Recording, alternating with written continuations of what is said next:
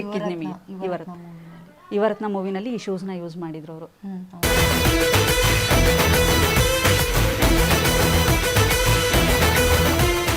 ನಮ್ಮನೇಲಿ ಅವ್ರು ಇದ್ದಾರೆ, ನಾನು ಕೂರಿಸಿದ್ದೀನಿ ಅವ್ರನ್ನ ಫ್ರಂಟಲ್ಲೇ ಅನ್ನೋದು ಖುಷಿ ನನಗೆ.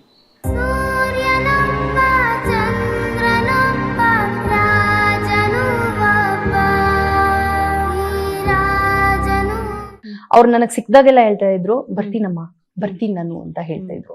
ಅವತ್ತು ಸಾರಿ ಕೇಳಿದ್ರು ಅವ್ರು ನನ್ನ ಹತ್ರ. ಇದು ಅಕ್ಟೋಬರ್ 8ನೇ ತಾರೀಕು ಅವರು ನನಗೆ ಆತರ ಹೇಳಿದ್ದು. ಅಕ್ಟೋಬರ್ 29 ತರ ಒಂದು ಮುತ್ತಿನ ಕಥೆಯ ಹೇಳಿತು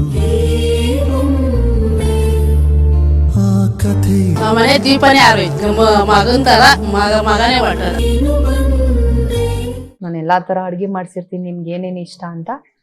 ಆಮೇಲೆ ನಾನು ನಿಮ್ಗೆ ಶೆಟ್ಟರ್ ಹಾಕಿ ನಾನು ನಿಮ್ಗೆ ಬಡಿಸ್ತೀನಿ ಊಟನ ಅಂತ ಹೇಳಿದೆ. ಆಯ್ತಮ್ಮ ಅಂತ ಹೇಳಿದ್ರು. ಅದಾಗ್ಲೇ ಇಲ್ಲ, ಫಿಸಿಕಲಿ ಆಗ್ಲಿಲ್ಲ. ಏನ್ ಮಾಡೋದು, ಅವ್ರ ಜಾಗಕ್ಕೆ ಹೋಗಿ ಎಷ್ಟೋ ದಿನ ಹಾಕಿ ಬಂದೆ.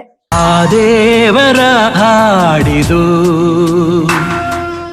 ಯೋಗವು ಒಮ್ಮೆ ಭಗವಂತನ ಕರುಣೆ ಇಲ್ಲ ಸರ್, ಭಗವಂತ ಅನ್ನೋದು ಎಲ್ಲಿದ್ದಾರೆ ಸರ್. ನಮಗೆ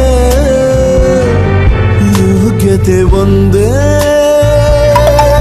ಉಳಿಯುವುದು ಕೊನೆಗೆ. ಎಲ್ಲೋ ಒಂದ್ ಕಡೆ ಅಪ್ಪು ಸರ್ ಸಾವು ವಿಚಾರ ಕೇಳಿದಾಗ ಹೆಂಗೆ ಶಾಕ್ ಆಯ್ತು ಅಂತಂದ್ರೆ, ಇದು ನಿಜಾನ ಅನ್ನೋ ತರನೇ ಇತ್ತು. ನಿಮಗೆ ಆ ಸುದ್ದಿ ಕೇಳಿದಾಗ ಹೇಗೆ ಫೀಲ್? ಯಾವ ಲೆವೆಲ್ಗೆ ನಾವು ಹೋಗಿ ಅವ್ರನ್ನ ನೋಡಕ್ ಹೋಗಿದೀವಿ ಅಂತಂದ್ರೆ ಅದು ಹೇಳಕ್ಕೆ ಆಗಲ್ಲ.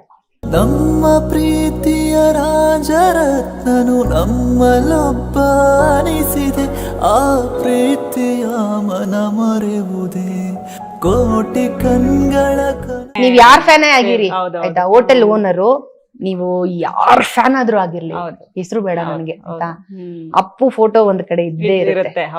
ಅಂದ್ರೆ ಒಳ್ಳೇದಾಗಕ್ಕೆ ಅಂತ ಅವ್ರ ಫೋಟೋ ಇಟ್ಕೊಂತ ಇದಾರಲ್ಲ, ಅದನ್ನ ಹೇಳಿ. ಅದಕ್ಕಾದ್ರೂ ಬಳಸ್ಕೊಂತಿದಾರ ಹೋಗ್ಲಿ, ಓಕೆ ಆಯ್ತು. ಅವ್ರ ಫೋಟೋ ಇಂದ ಅವ್ರಿಗೆ ಒಳ್ಳೇದಾಗ್ತಿದ್ಯಾ, ಬಿಸ್ನೆಸ್ ಮಾಡ್ತಿದಾರ, ಅನ್ನ ತಿಂತಾ ಇದಾರ, ಒಂದ್ 4 ಕಾಸು ಸಂಪಾದನೆ ಮಾಡ್ತಿದಾರ, ಅದಕ್ಕಿಂತ ದೊಡ್ಡ ವ್ಯಕ್ತಿತ್ವ ಏನ್ ಬೇಕು ವ್ಯಕ್ತಿಯಲ್ಲಿ? ಇಂದು ಮನೆ ದೇವರಾಗಿ ಕುಳಿತ ಪರಮಾತ್ಮ